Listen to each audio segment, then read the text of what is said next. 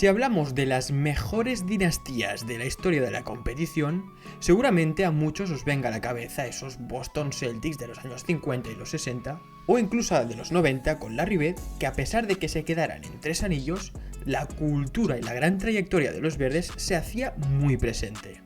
Nombres como las icónicas franquicias de los Lakers con Magic Johnson y Kareem Abdul-Jabbar ganando 5 anillos y 6 respectivamente también aparecen en las mentes. Podemos hablar del recorrido de los Chicago Bulls con Michael Jordan y Scottie Pippen, liderados por Phil Jackson y ganando 2 three-peats. Y la verdad es que poco más. Pero los tiempos van cambiando.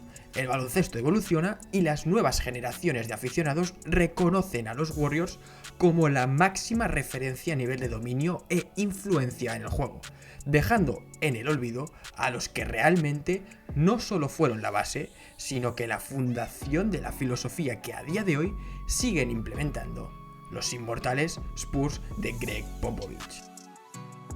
Todo empezó cuando en 1996 el equipo de San Antonio, quien poseía a David Robinson, seleccionado MVP 2 campañas anteriores y considerado una superestrella, y un Dominique Wilkins fuera de su prime con 37 años, que venía de jugar de Grecia y recuperar sensaciones tras unos últimos años en la NBA no muy buenos, tuvieron uno de los peores comienzos en la historia de su franquicia, perdiendo 15 de sus 18 primeros encuentros. Robinson jugaría tan solo 6 partidos de ese año debido a las lesiones, y el equipo se terminó desmoronando, cayendo en las últimas plazas de la competición. Lo que en aquel momento parecía el infierno, para una franquicia respetada y competitiva en la liga, terminaría siendo el principio de algo muy especial. Greg Popovich, por aquel entonces GM de los Spurs, despidió al entrenador y se proclamó, además de jefe de operaciones, como el entrenador del equipo, siendo uno de los movimientos más capos de la mafia que he visto a lo largo de la NBA. En el draft del 96, gracias a esa desastrosa temporada, consiguieron con el número 1 al jugador que levantaba las máximas pasiones de los ojeadores y que se veía claro que tenía un futuro intachable en la liga: Tim Duncan. Esta selección de un chaval de 20 añitos junto a un ex MVP fue tal vez ese golpe de suerte que elevó a los de San Antonio al siguiente nivel. Creando la dupla de las Torres Gemelas, los Spurs volvieron a ser un equipo relevante en un abrir y cerrar de ojos.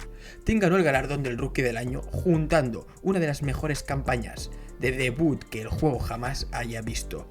Compitió todos los partidos, dominó con 21 puntos, 12 rebotes, casi 3 tapones y un 55% en tiros de campo, pero es que además su equipo quedó con un récord positivo y cosechando el Rookie del Mes durante toda la campaña, algo que realmente pasará a la historia. Y es que la gente valora este año de Tim como una de las top 10 campañas de un novato en toda la historia, porque la verdad es que fue llegar y tener un impacto tremendo desde el minuto 0. El éxito no tardó en llegar, cosechando el primer anillo de la franquicia tan solo en el segundo año del prodigio de los Spurs, con un recorrido épico hacia las finales. Teniendo en cuenta que fue el año del primer cierre por disputas entre los jugadores y las franquicias, una temporada corta que coincidió con la marcha de Jordan de los Bulls, hizo de un año lo más raro posible. Las Torres Gemelas eliminaron a la dupla de Kobe y Shaq en segunda ronda, marcándose un 4-0, ganaron a los Portland Trail Blazers, que venían de derrotar a los finalistas del año anterior, los Utah Jazz, con Karl Malone y John Stockton aún dando guerra. También los barrieron a ellos, marcando un dominio bastante épico, especialmente en ese segundo juego que perdían de 17 en el último cuarto y terminaron ganando no se sabe cómo. Y en las finales, esos orgullosos Yankees cayeron en 5 partidos, con un game winner de Johnson y un Tim Duncan siendo el MVP de las finales. Pero una de las cosas más importantes que todas las dinastías tienen en común y que muy pocas franquicias pueden hacer es tener la habilidad de cazar el talento mediante el draft.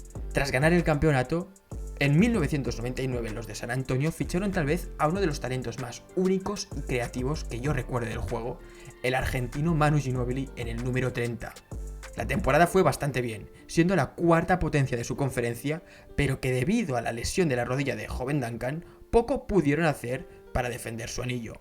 Y así fueron los siguientes 2 años, quienes muy a pesar de que los Spurs tuvieran un juego precioso de baloncesto, Kobe y Shaq eran un dúo tan imponente que nada se opondría en su camino para conseguir ese three-peat tan icónico. En medio de todo eso, Tony Parker, de nuevo una selección de draft poco ortodoxa con el número 28 viniendo de Francia, fue elegido como el nuevo proyecto de futuro para este equipo que poco a poco empezaba a hacerse mayor y sus piezas clave iban perdiendo relevancia. Un dato curioso que luego comentaremos además, y es que Steve Kerr estaba en plantilla durante ese año.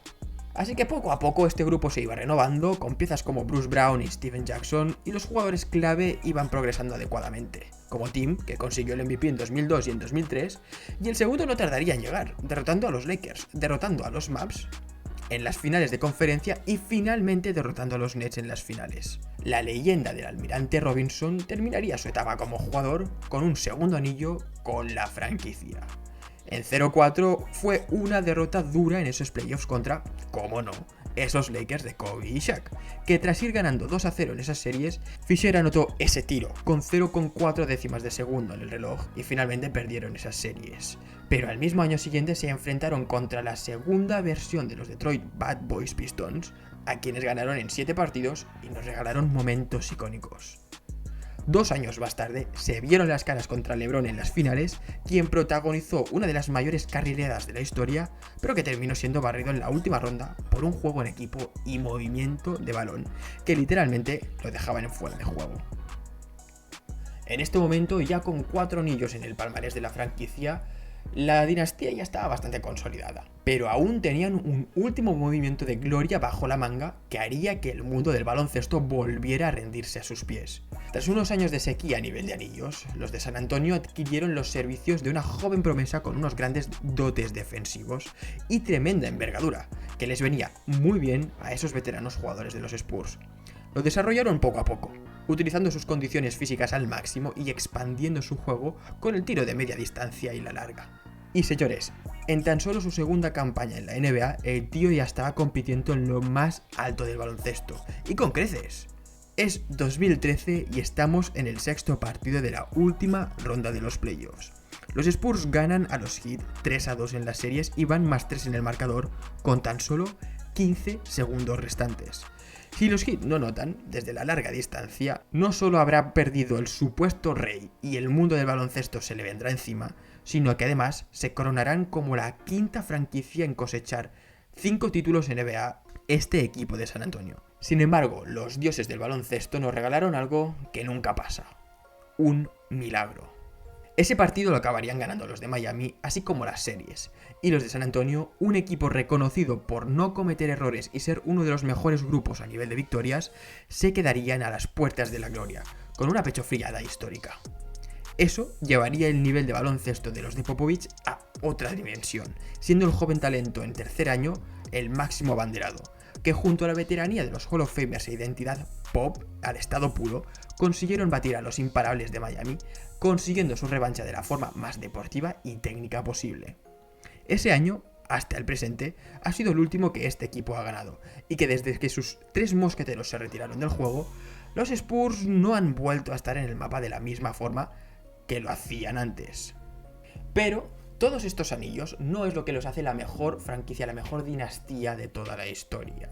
Obviamente es importante, pero no es el punto clave. Como muy bien expone Swishout, ese 2014 fue, en mi opinión, uno de los niveles de baloncesto más elevados que se han visto en una cancha.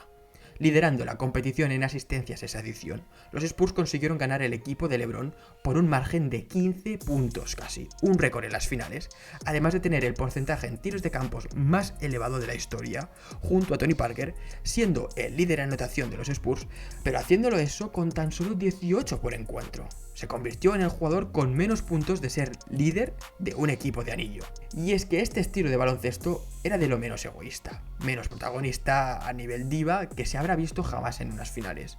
Fijaros que comparado con el porcentaje de uso de los jugadores de Miami, la cosa estaba muy pareja. No dependían de nadie para tirar del carro, sino que todo el mundo era importante y si uno no estaba, el trabajo en equipo suplía sus carencias.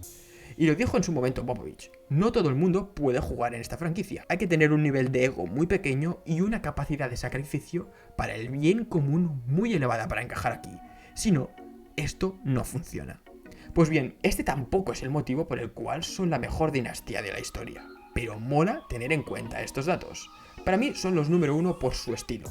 su modelo de juego tan impactante que la liga entera parece que sea discípula de una de las mayores mentes de este deporte, el entrenador Popovich. Este año, de los últimos 8 equipos en competir para el anillo, 6 de ellos tenían a un entrenador que aprendió de Greg. Los Suns tenían a Monty, que además ha ganado el galardón del entrenador de un año. Taylor Jenkins, el de los Grizzlies, ha sido candidato a esta misma campaña para ser también el entrenador del año. Mike Budenholzer, con los Bucks, también ganó en su momento no solo un anillo, sino que un entrenador del año. Ime Udoka, no hace falta deciros lo muy bien que lo está haciendo y su candidatura obviamente para ser de los mejores entrenadores de la temporada. Doc Rivers, con los 76ers, tiene una ligera y breve historia de afiliación con los Spurs, pero también estuvo bajo su mandato durante los últimos 2 años de su carrera. Y luego está Steve Kerr, que no tan solo jugó, sino que además también ha ganado en todos los niveles como entrenador.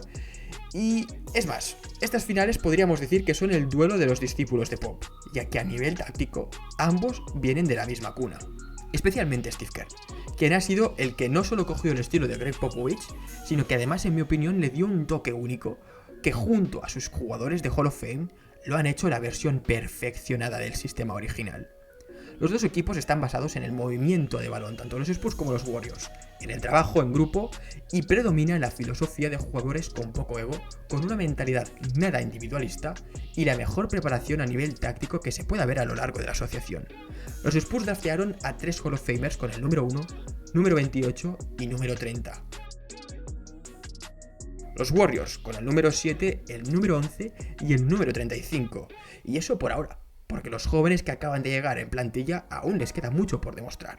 Pero hay más cosas que ha hecho esta franquicia que ha sido muy parecido y podríamos incluso decir, entre comillas, que han copiado a la franquicia original. Ambos tuvieron unos años de crisis. Para los Spurs fue en el 96 y para los de la Bay Area el 2020. Y a los dos se les apareció la Virgen y les permitieron crear una plantilla joven para reelevar su juego. Absorbieron a jugadores con talento muy bruto y los desarrollaron a ser máquinas de destrucción como Kawhi y por ejemplo podría ser Poole ahora mismo. Todos los jugadores que se presentan para jugar de repente además son buenísimos. Y lo último, pero no por ello menos importante, son la cuna del futuro del baloncesto. Sí, el sistema de Greg fue adoptado por Kerr, que le dio un giro y utilizó a su mejor jugador, Stephen Curry, como la principal arma ofensiva.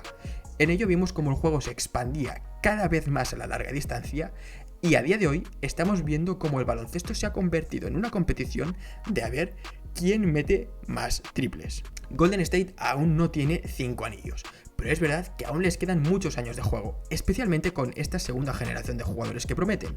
Pero la influencia que esos Spurs tuvieron en el juego, tanto a nivel táctico como a nivel de personalidades, que terminarían siendo las cabezas pensantes de los mejores equipos de la liga, es tan épica que para mí esto los pone en el número 1. Veremos qué pasa estas finales, pero el cuarto anillo de unos Warriors que están teniendo una sensación muy parecida al estilo de juego de los Spurs del 2014 podría hacerles un hueco aún más grande en la posteridad de este deporte. Chicos, dejadme saber vosotros qué pensáis en los comentarios. ¿Qué preferís, los Spurs o los Warriors? Darle like al vídeo si os ha gustado, suscribiros al canal si aún no lo estáis y como siempre familia, nos vemos en la próxima. Adiós.